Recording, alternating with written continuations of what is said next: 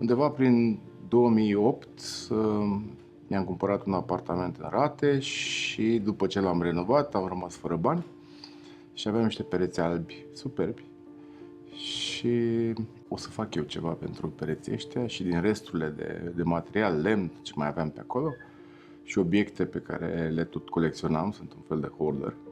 Am moștenit la bunicul meu pasiunea asta de a aduna timbre, pietre, ceasuri, obiecte vechi.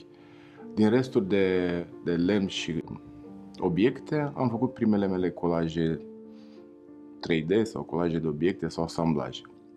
Și le-am pus pe pereți, le-am arătat prietenilor, lucram în IT pe atunci și ei m-au sfătuit să-mi fac un blog. Și uite așa am ajuns eu public prin 2008, mi-am făcut blogul. La scurtă vreme, cred, în câteva luni, am și fost invitat la un festival să fac ceea ce deja făceam, reciclare creativă sau upcycling, noi nu avem un termen în România. Undeva prin 2010, tot la sfatul prietenilor, mi-am vernisat prima expoziție, s-a numit Obiecte pierdute. Am avut această primă expoziție cu succes, au fost foarte mulți oameni, am vândut o treime din lucrări în prima seară și am realizat că e un drum pe care aș putea să-l urmez în realitate, nu doar în fanteziile mele. Și am continuat. În paralel lucram în IT și în timpul liber, în weekend, lucram pe balcon, făceam colaje sau asamblaje sau desenam.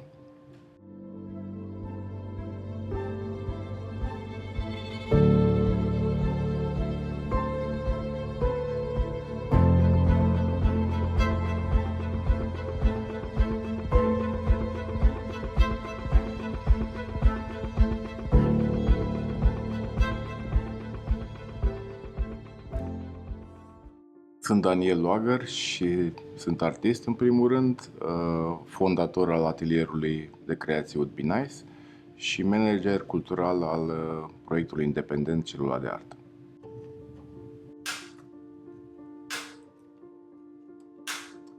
De mic am desenat, am gândit povești, am făcut colaj, benzi desenate, doar că pentru mine.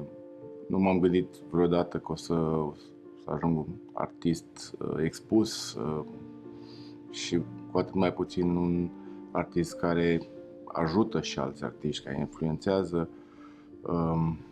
scena artei din București și din România. Undeva în 2010 am descoperit transferul artizanal de imagine, mai precis fotografia pe lemn, și am continuat până în zilele noastre. Prin 2015 am urmat un curs de fotografie, de artă fotografică cu profesorul Paula Garici. În 2016 am început cursuri de pictură, cursuri care au durat vreo 5 ani cu profesorul Florian Lucan. Toate aceste zone au întregit ca un puzzle ceea ce știu despre artă, ceea ce fac în momentul de față. Folosesc tot ce am învățat de la profesorii mei în arta mea. În paralel, în continuare fac fotografie pe lemn, în continuare pictez, în continuare fac grafică, analog sau digital, dar instalația și asamblajul este pasiunea mea.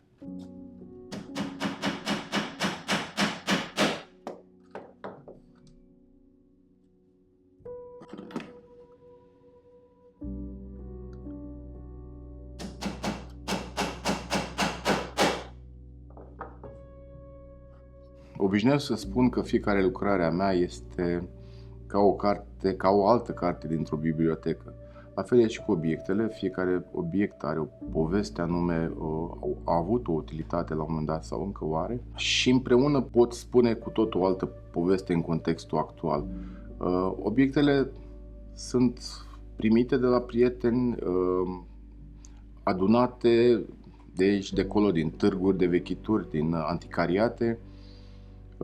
Mai am încă multe componente din perioada mea de lucrat în IT, plăci de bază, procesoare, ventilatoare pe care le folosesc.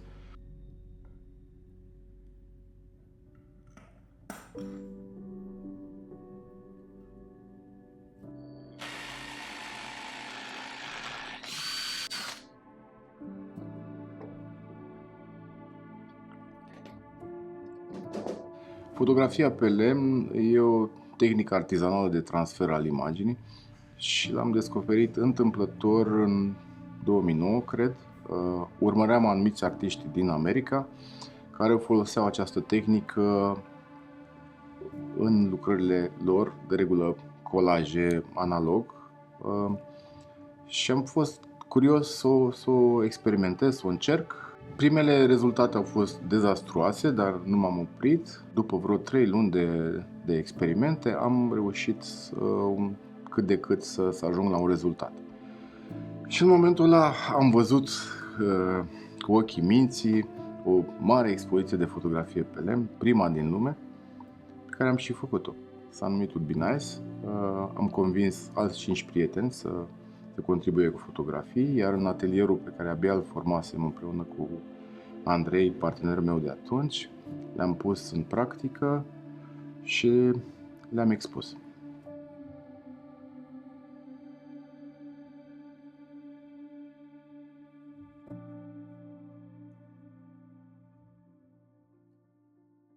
Procesul de transfer al imaginii fotografiei pe lemn, imaginii, pentru că poate să fie și grafică, nu numai fotografie, necesită mai mulți pași pe care i-am descoperit și eu în timp. În primul rând, alegerea lemnului, alegerea materialului, funcție de esență, obții un rezultat sau altul, de culoare, de fibre, de nodurile lemnului. De asemenea, trebuie să alegi o imagine potrivită pentru un lemn potrivit. Nu merge chiar așa orice lemn cu orice imagine. Și înseamnă pregătirea lemnului, se șlefuie foarte bine până la granulație 120.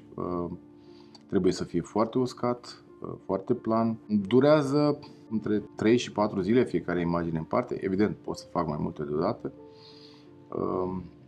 Sunt pași de uscare, pași de decopertare a hârtiei. Sunt pași de fixare a imaginii pe lemn. Se folosește ulei de in sau ulei de tung.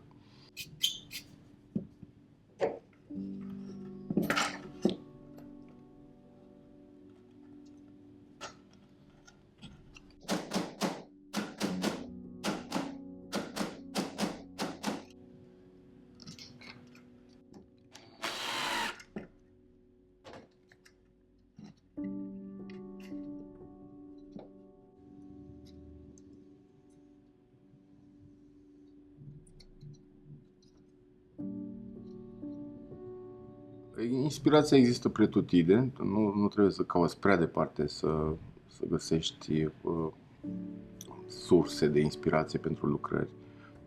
Din știri, într-o carte, dintr-o poezie, din fizica cuantică, din o textură pe care ai văzut-o în drum spre atelier sau o combinație de culori, dintr-o glumă.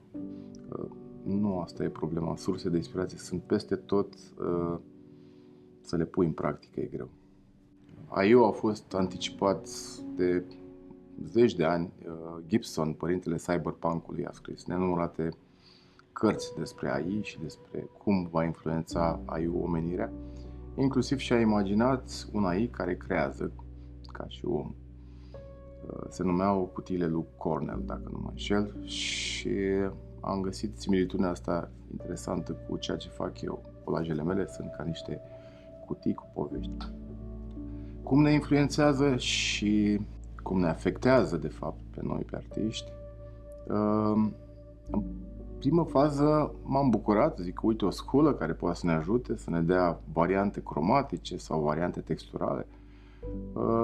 După care am aflat că aceste programe, că astea sunt bazate pe munca neplătită a milioane de artiști și asta e o problemă pentru noi.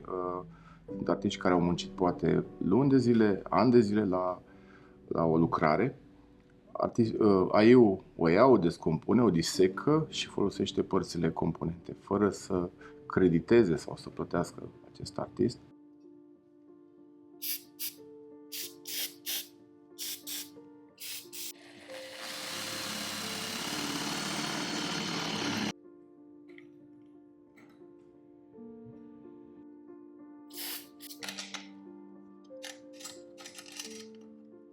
Multe momente de succes de-a lungul carierei, nu e atât de lung, am 14 ani de activitate, dar au fost niște vârfuri.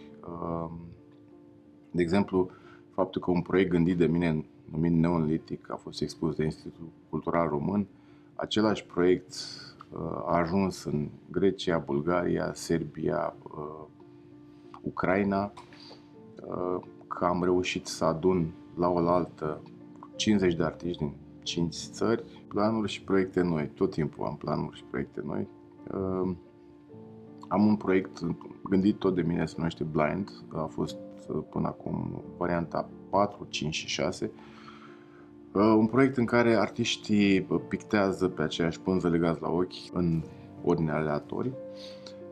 Am un plan Blind 7 sau Blind 7, în care vreau să implic și Asociația de Nevăzători.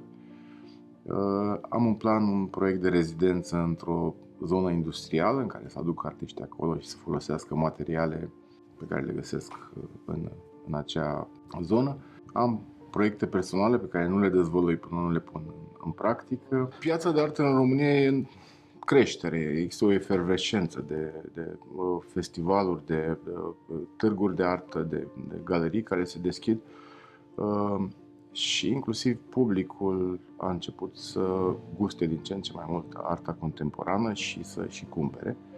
Încă mai avem de recuperat în comparație cu vestul, dar trendul este pozitiv, este optimist. Eu vând atât în țară cât și afară, în America de regulă, prin platforme digitale. Unul din motourile mele este să încerci. Chiar dacă nu o să ajung în cartea de istoria artei, la finalul vieții pot să spun măcar am încercat și nu o să se zică despre mine ar fi putut, dar n-a făcut. Sunt mândru de atelierul meu de creație Would Be Nice, în care fac atât artă cât și butaforii sau tâmplărie. Sunt mândru de proiectul independent cu Celula de Artă, pe care l-am cofondat, și de artiștii mei. Sunt mândru de toate proiectele pe care le-am gândit și care au ajuns atât în țară cât și peste hotare pe Simeze. Cum ziceam, Neolithic, Blind, Six, Nouveau Nouveau și multe altele. Și cred că sunt pe drumul bun.